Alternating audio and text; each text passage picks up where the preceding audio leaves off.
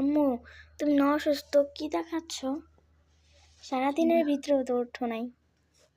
সারাদিনে উঠে বিছনা থেকে ইফতারের পরে ভাত খাচ্ছি। জ্বর বড় আম্মুরও বলছে আমার জন্য ঝাল ঝাল করে ভর্তা করতে।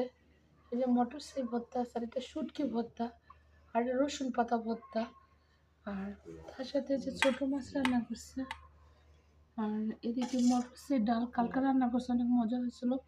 এই যে বড়ি দিয়া আর এই যে লাউ দিয়া মটর সেই ডাল দেওয়া আমার কালকে রান্না করার পরে অনেক টেস্টি হয়েছিল, অনেক ভালো লাগছে।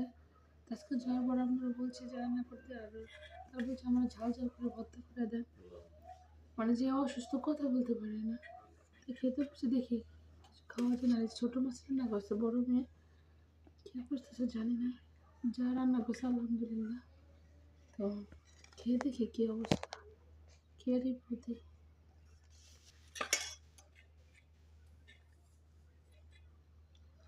ভর্তাটা অনেক ভালো লাগছে, আর মাছটা অনেক ভালো লাগছে।